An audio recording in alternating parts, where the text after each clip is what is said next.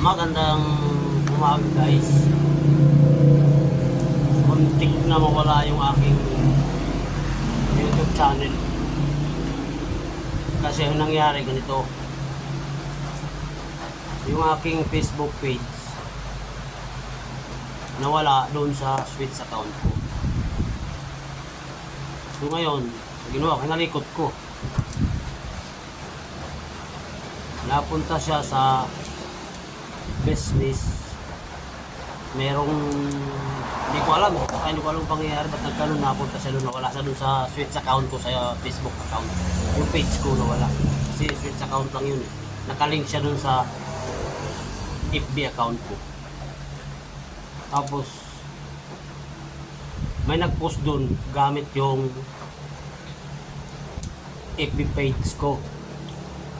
So kinoment ko. Sabi ko, bakit nyo ko sinalo dyan? Bakit napunta sa inyo yung FB page ko? Kaya pala hindi na ako makapasok dyan. Nagalit. Pwede ko naman daw i-recover. Ito ngayon guys, nag-send siya ng link para ma-recover ko yung ano ko, FB page ko. Pinuntahan ko yung link. Ang hinihingi guys, yung Gmail account ko at yung password ko. Nung una, hindi pa napansin. So nung una, di tinuntahan ko yun ano. Bigla akong nahalata, bakit yung hindi yung password ko sa FB account ang ilalagin? FB page ko yun. Yung Gmail walang problema. Bakit ang sabi niya, dapat daw yung Gmail ko at saka yung Google account ko at saka yung password ang gamitin. Na-enter ko guys, na-enter ko. Tapos nag-alert ka agad guys, nag-alert si Lulu YT. Pinalitan yung recovery email address ko na inilagay ko doon sa YouTube channel ko. Napalitan ka agad guys.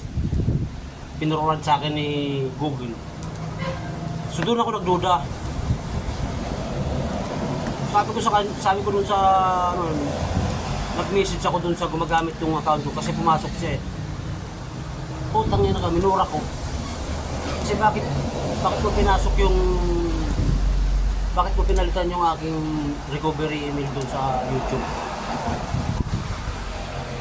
Tapos hindi na nag-reply. Ang ginawa ko, dahil nag-a-alert na si Google, nagpalit agad ako ng password. Pinalitan ko ng password yung aking YT channel. Pero muntik na guys. Muntik na talaga siya madali.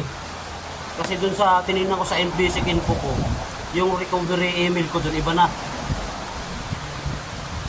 So nagpalit agad ako ng password. Dahil sinundan ko yung command ni Google na gagawin. Alam nyo guys kung saan yung gusto magnakaw ng account ko. Davao del Sur. Pinakita ni Google doon yung kung saan nag-hack doon, inahack yung channel ko. Davao del Sur. Nandito ko sa Leyte. Kaya guys, kung ako sa inyo, paano yung mga... Kasi kaya naman niya nalaman yung ano ko. Kasi doon sa FB page ko, nandun doon yung link ng YouTube channel ko. Kahit naman yung YouTube channel ko wala gaanong viewers, at least kumikita na yun ng pasinta-sintabong dolyares, di ba? Matagal na kasi yan eh, alaga ko yung channel ko eh. Monetize na yun eh. Kumikita yun kahit paano, kahit na 5 piraso lang yung nanonood dyan. At least, kahit sintabo lang, dolyares, di ba, kumikita. Makalay mo pagdating ng araw eh, maipon ng maipon, hindi mo mamalayan eh. May dumating sa akin cheeky, di ba?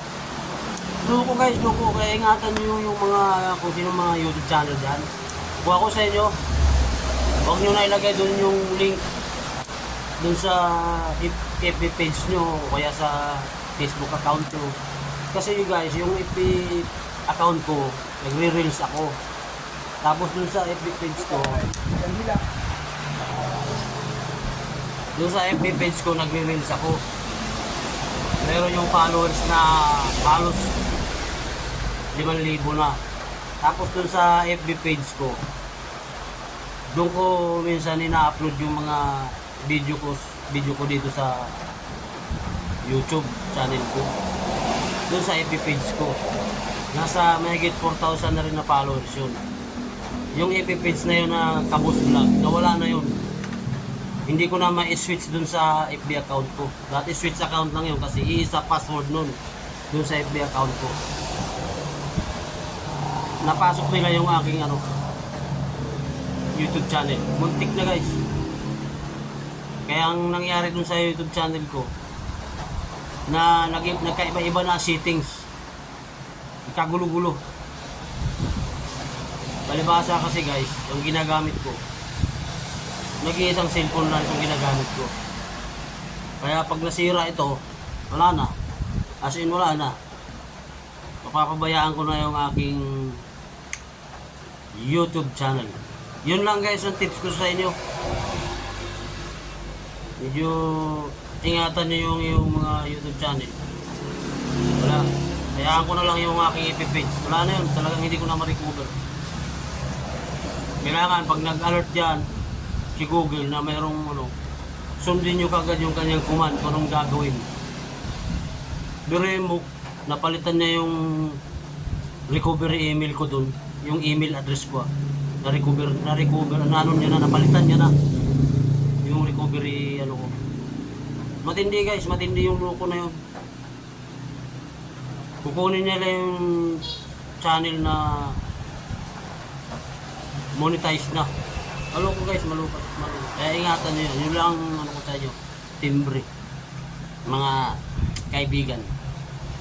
Kahit naman tayo mga maliit na lang, pinaghirapan mo yan tapos mawawala lang sa'yo, di ba? Mahirap yung gano'n, lalo na sa YouTube channel. Mahirap yun. Napakahirap ma-monetize dyan. Di ba? God bless guys, yun lang muna ang aking papaalam ko lang sa inyo na kung meron kayong mga YouTube channel, ingatan nyo. Pag nag-alert ang security alert yan kay Google, sundin nyo yung instruction nun para yung oras na yun mismo para masabayan. Nasabayan ko guys, nasabayan ko yung kanyang ginagawa eh. Nagpalit ako ng password kaya hindi na siya nakapasok ulit. Bigla siyang nawala. Yun lang guys, ingatan natin yung ating mga pinaghihirapang YouTube channel guys. Bye bye.